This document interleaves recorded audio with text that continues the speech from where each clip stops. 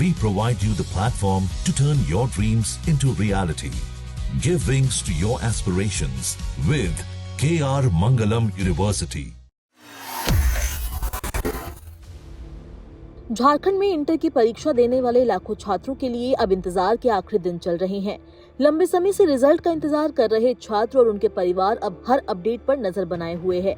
परीक्षा खत्म होने के बाद से ही ये सवाल लगातार पूछा जा रहा है कि आखिर रिजल्ट कब आएगा और कैसे देखा जा सकता है। अब इस इंतजार को ज्यादा लंबा नहीं माना जा रहा। झारखंड एकेडमिक काउंसिल की ओर से संकेत मिल रहे हैं कि इंटरमीडिएट परीक्षा यानी कि 12वीं का परिणाम इसी सप्ताह जारी किया जा सकता है। जिन छात्रों ने 3 फरवरी से 23 फरवरी के बीच परीक्षा दी थी, उनके लिए ये राहत की खबर लेकर आया है। परीक्षा के बाद का समय छात्रों के लिए हमेशा तनाव भरा होता है। एक तरफ मेहनत का भरोसा होता है तो दूसरी तरफ नतीजों को लेकर अनिश्चितता भी बनी रहती है। ऐसे में रिजल्ट की तारीख करीब आती है तो उत्सुकता और बढ़ जाती है।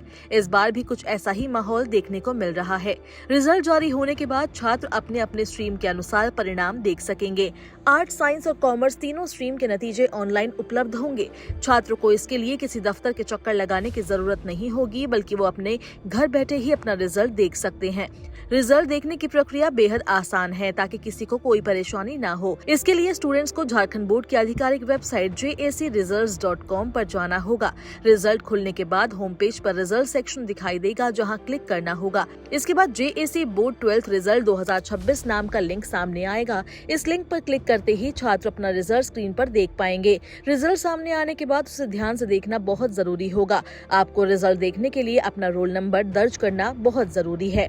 कई बार छोटी छोटी गलतियां भी बाद में बड़ी परेशानी बन सकती है, इसलिए अपने रिजल्ट को ध्यान से जरूर देखें।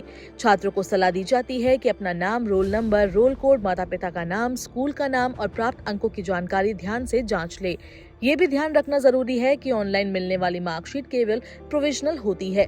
इसका मतलब ये है कि ये अस्थायी दस्तावेज है जिसे आगे के कामों में सीमित रूप से इस्तेमाल किया जा सकता है।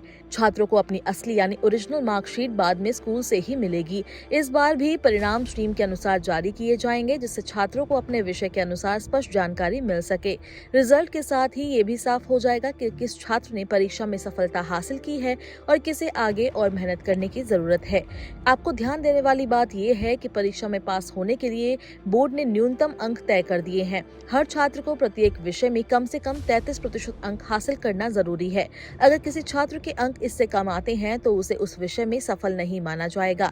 छात्रों के लिए एक बात और समझना जरूरी है, अगर कोई छात्र 1 या 2 विषय में अच्छा प्रदर्शन नहीं कर पाता है तो उसके लिए आगे सुधार के मौके भी होंगे। लेकिन अगर छात्र 2 से ज्यादा विषय में फेल हो जाता है तो उसे अगले साल फिर से परीक्षा में बैठना होगा। रिजल्ट आने के बाद का समय भी छात्रों के लिए बेहद अहम होता है। जिन छात्रों का प्रदर्शन अच्छा रहेगा उनके सामने आगे की पढ़ाई के विकल्प होंगे। वहीं जिन छात्रों को उम्मीद के मुताबिक परिणाम नहीं मिलता, उन्हें निराश होने के बजाय अपनी कमियों को समझकर आगे की तैयारी करनी चाहिए।